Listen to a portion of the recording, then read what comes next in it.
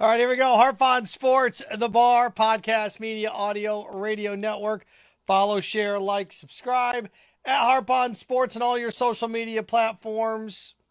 Instagram, Twitter, Facebook Live, Harp on Sports. The Instagram page, Harp on Sports. The YouTube channel, harponsports.com. What do we have in store for you on this edition of the program? Well, we have NFL overriding story with Tom Brady returning to Foxborough. I want to spend just a tad bit on Tom returning, but it's overall part of something that's extremely overrated in sports, and that's playing your entire career with one team. So we're going to look at that. Also, Urban Meyer getting lambasted, getting destroyed. 0-4 start. Doesn't look like he's happy. Looks like he's upset. Yeah, he is. He's not used to losing. So, where is this team? And the fact is, they're not very good, but he's a good coach. And that's the most important thing you got to understand about this. And there's other examples of good coaches that came from the college ranks that won championships that were utter failures their first few years in the league. And I'm going to show you this. And also, the illusion of effort. As there is talk now that college basketball going to combine the men's and women's tournament to play the Final Four at the exact same location. That's just a waste of money. And we're going to look at that as well. Okay. Where to begin? Tom Brady returning to Foxborough. I think it's extremely engaging, entertaining.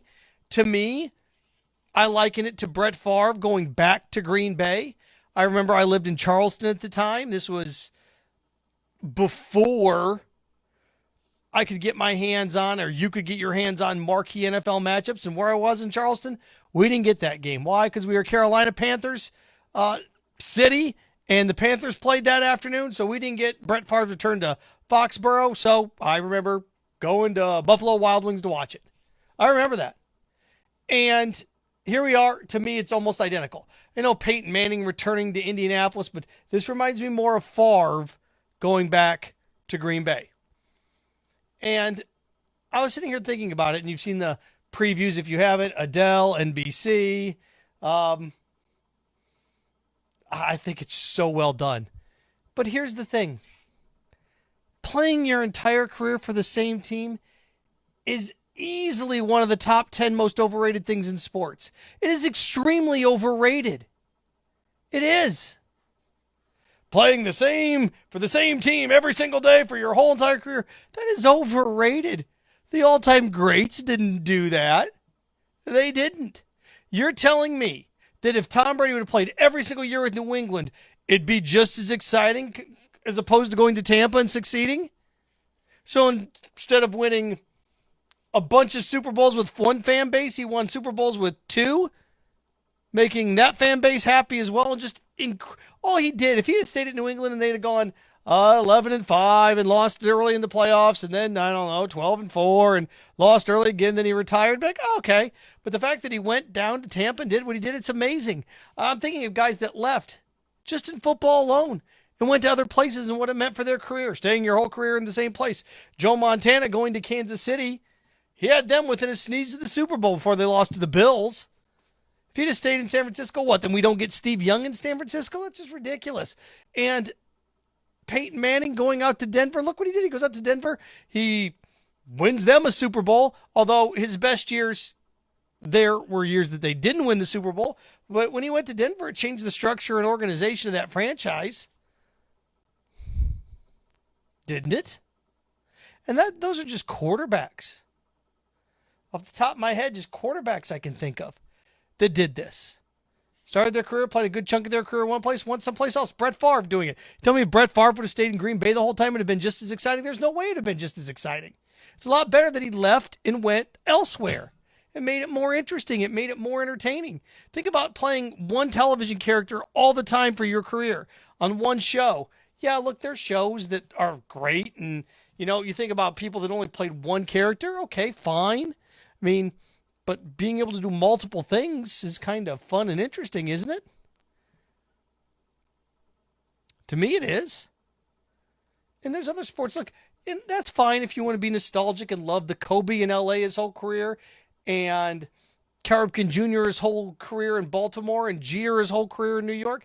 That's fine if you like that. Okay, go ahead. I think it's much more enjoyable for multiple fan bases to get to share greatness. Isn't it? Isn't it great that the Cubs and the Braves got to experience Greg Maddux? Isn't it great that Milwaukee and LA got to share Kareem? What, if LeBron would have spent 18 years in Cleveland, 20 years in Cleveland, it'd have been a better story than him going to Miami and succeeding, coming back to Cleveland and winning, and then going out to LA and doing what he's doing out there, telling me one place at one time? It's overrated. Just extremely overrated. It's this thing that, you know who loves this? People that have never lived anywhere but where they lived their whole life. You know who loves, he stayed in one place and worked there, and he played for the same team for 20 years. That's great. You know who loves that? The guy that's had the same job for 40 years. That's the dude that loves that. The boring guy that eats the same ham and turkey sandwich every single day at lunch, that has his reclining chair and has his shows. That's the type of dude that likes the guy that stays in the same spot for the same job for his entire career in sports. I mean, I got all sorts of guys written down like this. Again, that's fine if you want to romanticize Jeter and Kobe. They stayed in the same place. It's boring. It is. It's boring. I like the variety. Now what? No, you don't have to be Gary Sheffield and play what? For 5 different teams for what, 4 years each or whatever it was? Look, I get that can be overkill. I get it. But look around at great coaches. It's funny about that with football players and basketball players and baseball players. We want you to stay in the same place for 20 years, play your whole career there. But with coaches, we almost demand that you win in multiple places. Oh, well, yeah, who knows what Belichick would have done if he didn't have Brady. He needs to win to somebody else. Go somewhere else and win. Look, he failed there. He didn't win there. Nick Saban. Oh, I see what he's doing in Alabama, but I'd like to see him do it somewhere else. Well, he did it somewhere else. He did it at LSU. And he kind of did it at Michigan State. Yeah, I want to see him go win at Kansas, though. Oh, okay. We almost demanded of coaches that they give up everything and start over, do something new. But with athletes, you need to stay in the same place your whole life, whole career. Because that's what I've chosen to do with my career. I live in the same city, see the same people, eat the same restaurant. Boring. So, as Brady goes back to New England, I want you to think about that. The pomp and the circumstance, how great that is. How enjoyable that's going to be. He returns home, the emotion, the pageantry, the drama. And let's not forget, sports are entertainment, they're drama. Drama.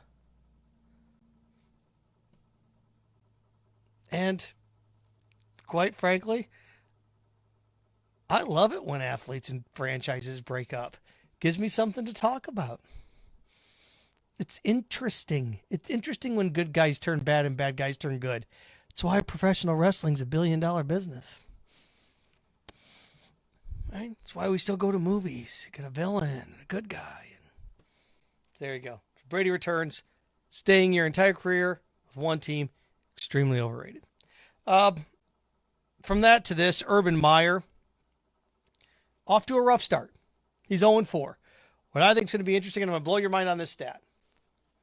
Urban Meyer's lost more NFL games in his first month than, ready for this? Big Ten games he lost his entire time at Ohio State. Let that sink in. Let me take that back. Make that more reasonable or make more sense. Urban Meyer's now lost 4 NFL games. His whole time at Ohio State, he lost 4 regular season Big Ten games. So Urban Meyer's already lost as many NFL games as he did regular season Big Ten football games. He's head coach at Ohio State for every year last decade with the exception of one. Right? Urban Meyer has lost as many NFL games as he has college football games in the Big Ten already. And so what? So what? Urban Meyer doesn't look like he's having fun. Yeah, what do you want him to smile? Oh, look at him. He's stressed out. He's furious. If he were over there popping a vein in his forehead and just gritting his teeth and just getting furious, you'd be like, oh my gosh, he's going to have a coronary. But instead he just kind of leans over like, just has that look on his face. It's like, oh, can't handle it. He's fun to rag on. And last night, should have kicked the field goal. You go up 3 scores in the NFL. You're up 17-0 at halftime. It's just, there are so few possessions in the NFL as opposed to college. Teams are too good. And collegiately, how often a year, 12-game regular season, did Urban Meyer stare across the sidelines and see more talent than he had? Maybe 1 or 2 games a year, maybe. And now he's seen it in every game with maybe the exception of the Texans game, which they just weren't ready for. They've gotten better each and every week. But I go back through and look, when you inherit garbage teams and have the number 1 pick, the team isn't any damn good. And I went through and looked, and I'm going to give you a couple other coaches that came from the collegiate ranks that had success, that were in the NFL and that were disasters out of the gate. You ready? Jimmy Johnson, 1-15 his first year in Dallas, followed by 7-9 his second year in Dallas. So Jimmy Johnson comes from Miami, where he wins a national championship, and then, he builds this dynasty there. Goes to the Cowboys and goes 1-15 his first year, then 7-9 his second. So he go on to win 2 Super Bowls and would have had maybe the best dynasty in the history of the NFL if it weren't for Jerry Jones. So there's one. Case in point 1. Case in point number 2, I'll go back even farther. Dick Vermeil. Dick Vermeil was good at UCLA. Dick Vermeil leaves and goes to the Eagles. What's he doing his first year in Philly? 4-10. So Dick Vermeil leaves UCLA, has success, goes to Philadelphia, goes 4-10, followed by 5-9. It's Hall of Famer. How about another guy by the name of Bill Walsh? Bill Walsh. His first year with the San Francisco 49ers. What was he? 2-14. Followed by 6-10. So Bill Walsh was 8-24 his first 2 years in the NFL.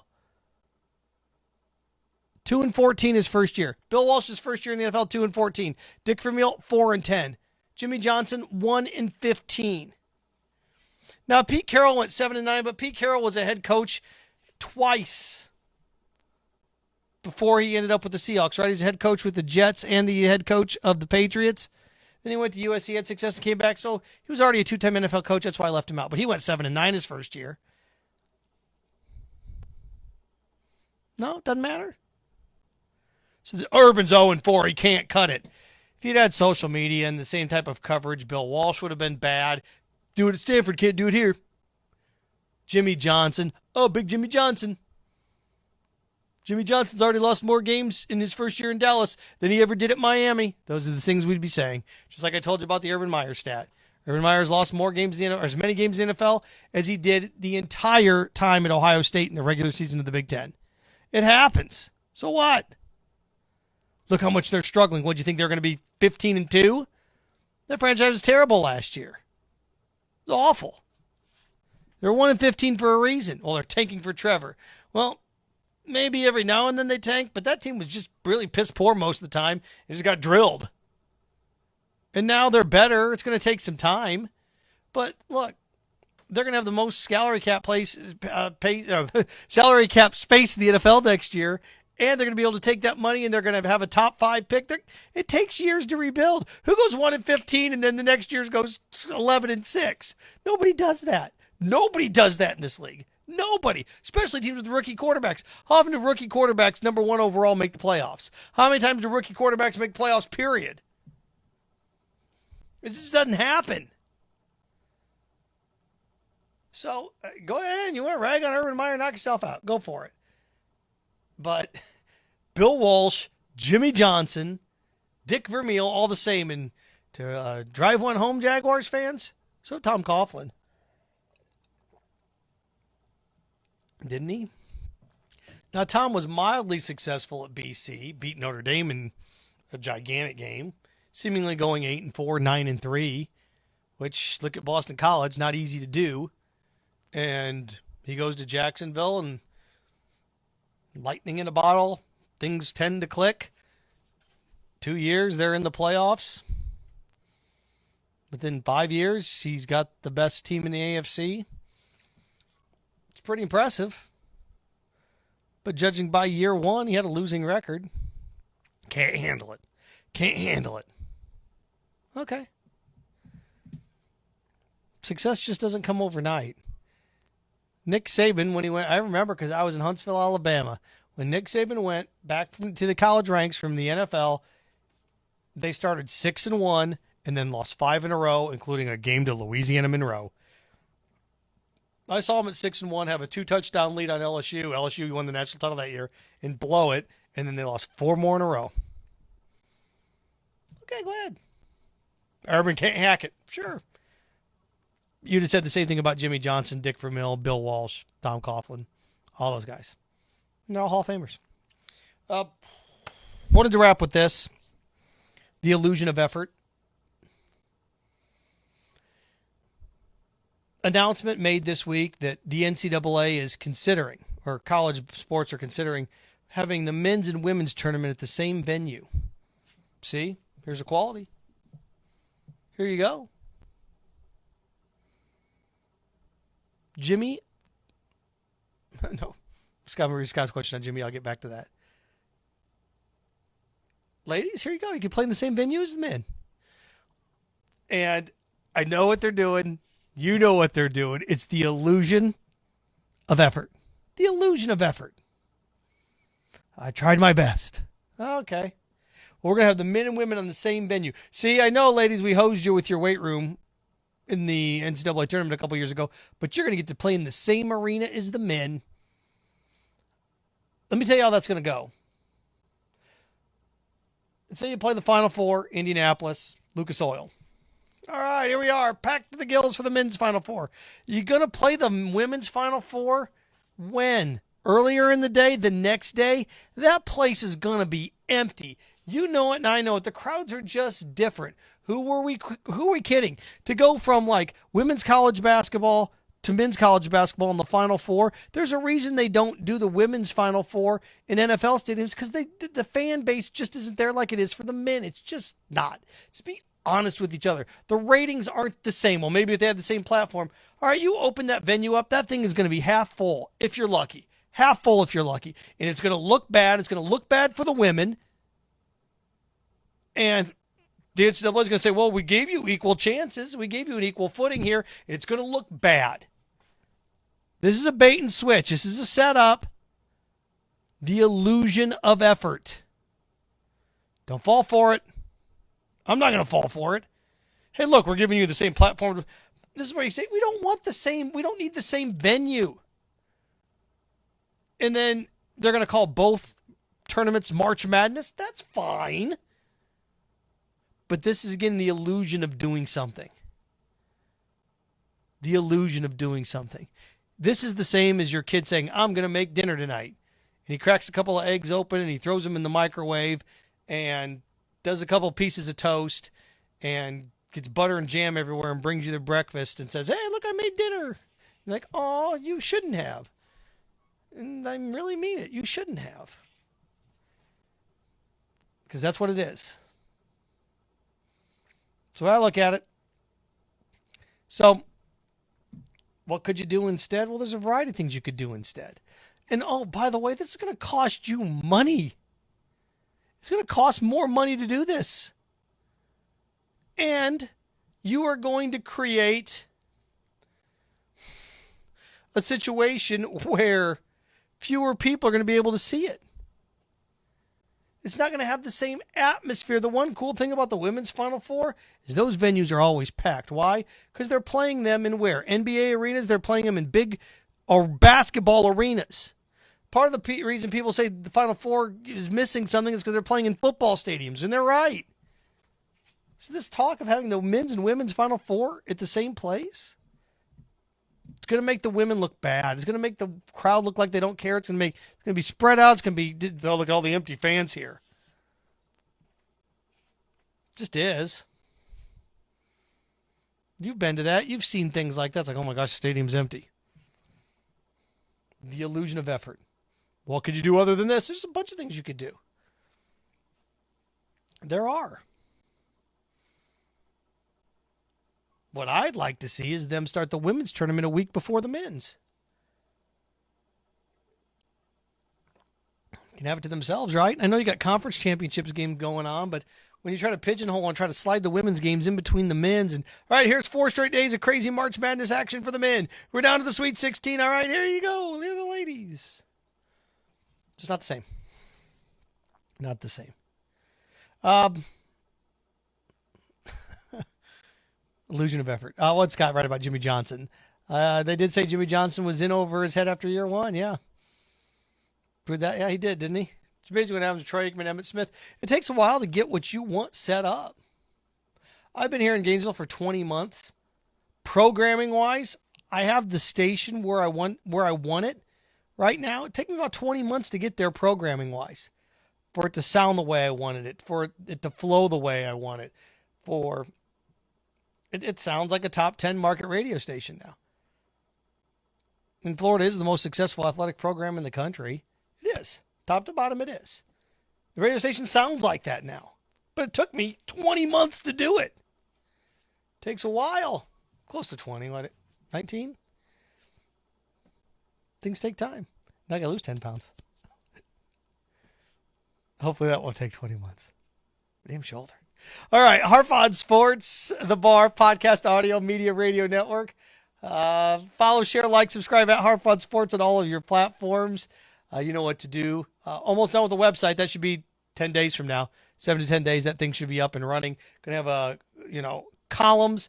Going to have all the podcasts, all the videos, all the audios. HarpOnSports.com exists right now, but it's going to be a clean, fresh, reimagined version of that. So there we go. Hope you enjoyed it. Remember, stay clean, stay focused, stay strong. Frankenstein. Have fun with your friends.